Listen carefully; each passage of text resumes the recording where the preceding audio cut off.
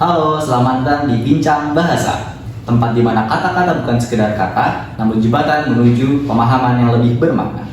Oke, di Bincang Bahasa episode pertama kali ini, kita akan membahas sesuatu yang sangat menarik nih, yang sangat dekat dengan kita. Kita akan bahas bagaimana bahasa itu sangat berguna di dunia pendidikan. Sejauh mana sih bahasa ini itu akan bawa kita di dalam dunia pendidikan, khususnya di dunia perkuliahan, dunia akademik, di riset, organisasi kampus, bahkan dalam membangun jejaring internasional. Bahasa bukan cuma alat komunikasi, tapi juga pintu gerbang untuk pemahaman yang lebih luas. Untuk membahas topik yang sangat seru kali ini, kita punya tamu yang sangat hebat hari ini. Kita punya tamu Kak Nadia. Halo Kak Nadia. Halo, boleh perkenalkan diri dulu Kak Nadia? Halo, perkenalkan nama saya Sri Nadia Komaneci, biasa dipanggil Nadia. Saya merupakan tutor bahasa Jepang di LCAO Untisa. Oke, sebelumnya background Kak Nadia di pendidikannya di jurusan apa sih Kak? Oke, background aku sebenarnya itu di Fakultas Pertanian, jurusan Agroteknologi. Jadi nggak ada bahasa Jepangnya sama sekali. Oh, oke. BTW kita di sini akan membahas spesifik di bahasa Jepang karena Kak Nadia ini sangat jago, sangat fluent di bahasa Jepang. Masih belajar. Oke. Oke, langsung ke pertanyaannya Kak Nadia. Oh, iya. Yang pertama, apa sih yang pertama kali membuat Kak Nadia itu tertarik untuk mempelajari bahasa Jepang? Oke, kenapa aku tertarik belajar bahasa Jepang? Pertamanya mungkin general untuk semua orang, yaitu anime. Oh, oke. Suka anime berarti ya? Iya, benar, dari SMP suka Oke, sama oke, anime. oke. Terutama ya anime sejuta umat, Naruto. Oh, Iya. juga nonton kalau Naruto. Itu pertama kali anime yang paling aku suka, Naruto. Mulai dari situ aku suka bahasa Jepang. Terus perkembangannya sampai untuk bisa ke tahap yang lebih advance itu apa sih Kak? Yang membuat Kakak ingin belajar untuk tahap yang lebih advance?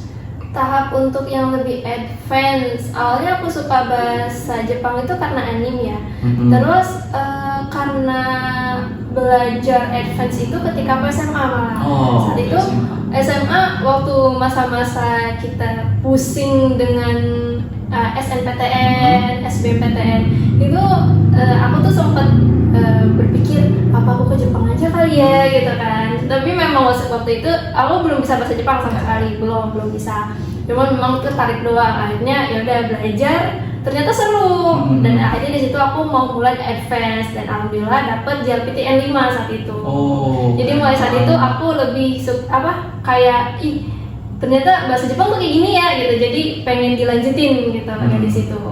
Oke. Terus kan tadi Kak Nadia belajarnya di SMA ya? Ya. Terus menurut Kak Nadia apa sih keunikan bahasa Jepang yang tidak dimiliki sama bahasa-bahasa lain? Oke, keunikan bahasa Jepang yang tidak dimiliki dengan bahasa lain itu salah satunya adalah dari hurufnya ya. Hurufnya? Ya, hurufnya kan 3 huruf ya. Dalam Apa bahasa itu? Jepang tuh ada 3 huruf, hiragana, katakana, kanji. Mungkin kalau bahasa lain hanya 1 huruf atau mungkin paling banyak 2. Aku nggak tahu ya kalau bahasa lain. Tapi bahasa Jepang tuh ada 3, hiragana, katakana, kanji. Dan keunikan yang kedua itu dari bentuknya. 3 huruf itu memiliki bentuk yang berbeda-beda dan fungsi yang berbeda-beda. Lalu keunikan dari mungkin karena geografis ya. Secara geografis itu kan Jepang itu diapit oleh Cina dan juga Korea. Betul. Dekat kan. Nah, jadi kalau misalkan kalian belajar bahasa Jepang, itu ada beberapa frasa atau kata yang sebenarnya mirip dengan bahasa Cina dan juga bahasa Korea. Kalau kalian lihat juga dari tulisan kanjinya itu ngambil serapan dari Cina. Jadi keunikannya itu salah satunya adalah bahasa Jepang ini kalau kalian belajar itu kayak belajar 3 bahasa gitu sebenarnya. Cina, Korea, dan juga Jepang. Jadi mungkin kalau kita udah belajar bahasa Jepang untuk mempelajari bahasa Cina dan bahasa Korea lebih mudah gitu ya Kak? Ya, seperti itu. Dia tuh intermediate tengah-tengah antara pencampuran antara Korea dan juga Cina. Oh, menarik banget. Oke, jangan lupa kalian belajar bahasa Jepang ya. Ya. Oke, kita lanjut ke pertanyaan seputar tentang akademik Kak. Kan tadi Kakak belajar bahasa Jepang. Nah, seberapa jauh sih bahasa Jepang ini membantu Kakak dalam dunia akademik ini Kak? Karena aku itu di Faperta ya, Fakultas Pertanian, Agroteknologi. Sebenarnya kalau untuk secara akademiknya memang tidak signifikan, karena ya kalian tahu lebih banyak di by English, not Japanese. But kalau misalkan kalian memang punya keinginan untuk ke Jepang, pastikan kalian akan mencari kayak informasi-informasi tentang teknologi pertanian Jepang misal, atau kalian pendidikan di fakultas pendidikan misal, kalian akan mencari tentang sistem pendidikan di Jepang, maka kebanyakan itu informasi dalam bahasa Jepang. Nah itu sangat membantu sekali, karena Jepang itu kebanyakan artikelnya memang aslinya Jepang. Orang Jepang itu kan sulit ya untuk ngomong bahasa Inggris, jadi kebanyakan artikelnya dalam bahasa Jepang. Kalau kalian punya keinginan untuk belajar di Jepang, memang lebih dominan untuk bisa belajar bahasa Jepang seperti itu dibandingkan bahasa Inggris. Tapi kalau untuk di Indonesia sendiri memang tidak terlalu ada signifikan sih untuk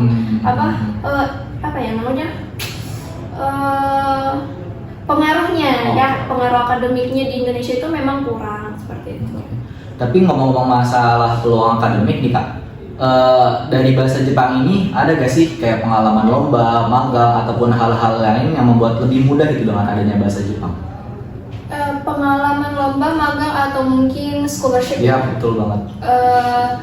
Untuk pribadi memang sampai saat ini belum rezekinya ya untuk dapat scholarship. Tapi kalau untuk magang itu sangat-sangat terbuka, apalagi kalau misalkan belajar bahasa asing di luar bahasa Inggris. Ini termasuk bahasa Jepang ya, karena kalau bahasa Inggris tuh orang udah banyak bisa, meskipun TOEFL mungkin belum dapat skornya gitu kan, atau mungkin sertifikatnya di bawah TOEFL, setidaknya bisa communication by English.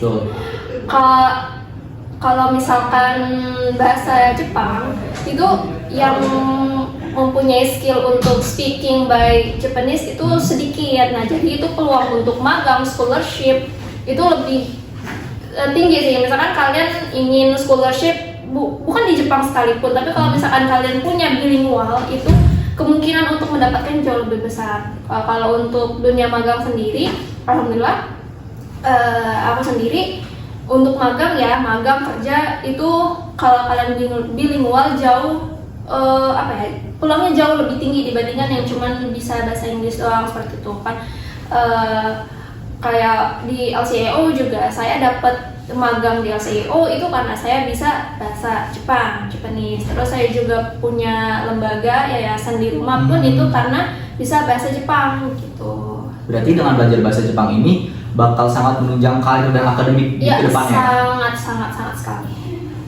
Berarti jangan lupa untuk belajar bahasa Jepang, itu sangat penting.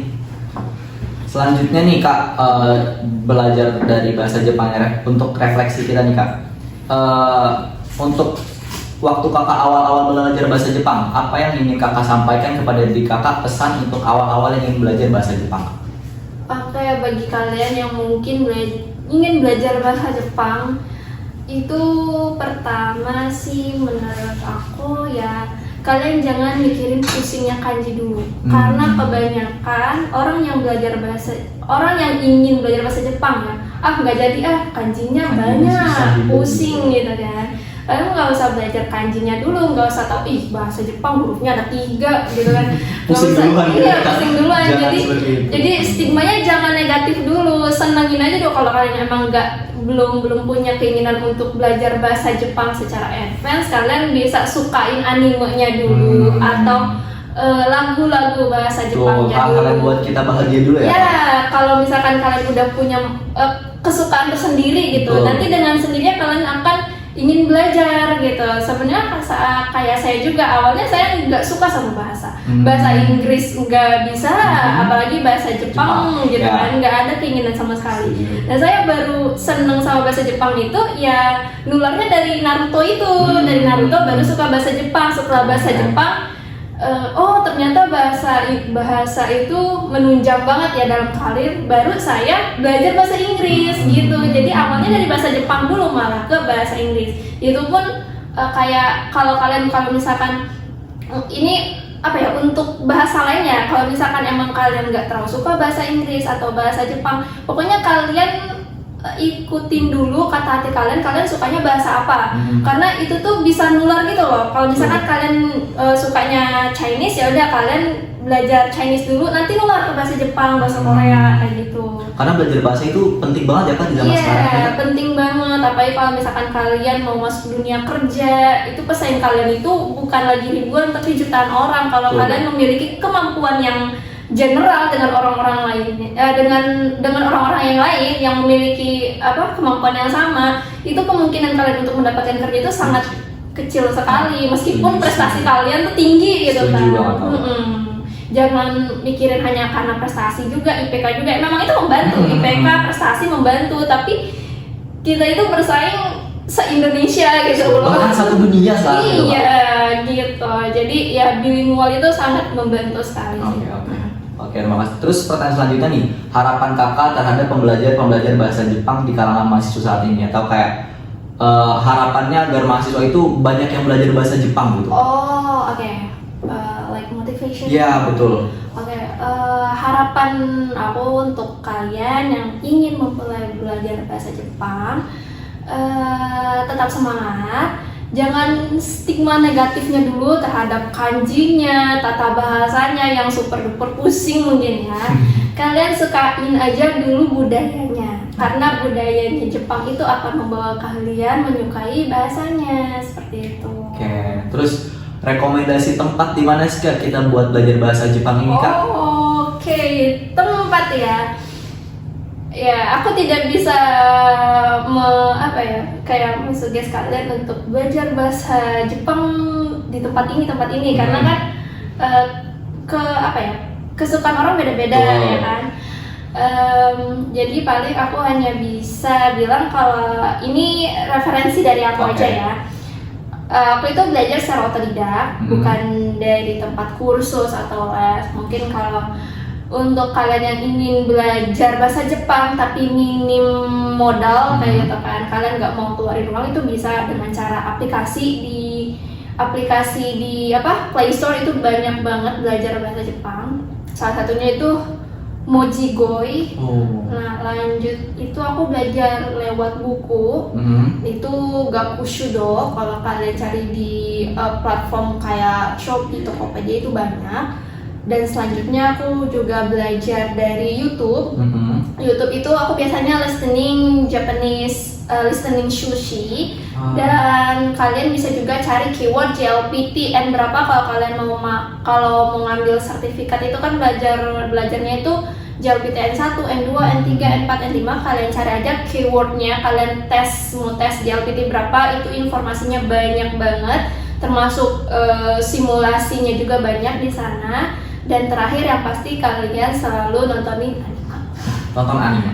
Boleh juga nih Kak, kalau buat mahasiswa Untir dan sekitarnya buat ikut di LCIO ya Kak, ada kan programnya Kak? Oh iya, benar sekali. Untuk LCIO ada juga program untuk Japanese class. Jadi kalian bisa nih kalau misalkan masih butuh pendampingan untuk belajar bahasa Jepang, nah kalian bisa kontak LCIO Untirta, karena di LCIO Untirta juga menyediakan Japanese class. Jadi bagi kalian yang benar-benar pemula banget, emang nggak tahu sama sekali bahasa Jepang dan ingin punya tutornya nih, kalian bisa ke sini. Jadi kalian nggak akan pusing-pusing lagi belajar di mana, pakai buku apa, nanti semua informasi ada di sini. Karena belajar bahasa kalau menurut aku perlu buat pendamping Kak. Ya, ada arahnya. And then butuh teman, karena kita speaking kan susah ya kalau nggak punya temen gitu. Apalagi aku nggak mungkin kan ngomongnya sama Naruto gitu gimana. Butuh teman Kak. Iya, butuh teman untuk speaking. Setuju.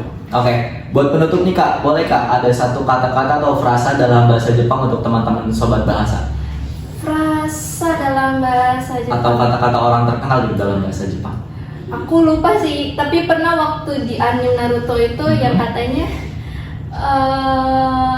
itu jalan ninjaku. Itu jalan ninjaku. Iya, tapi kalau untuk quotes aku sendiri, nani ga atta no ka gambatte kudasai.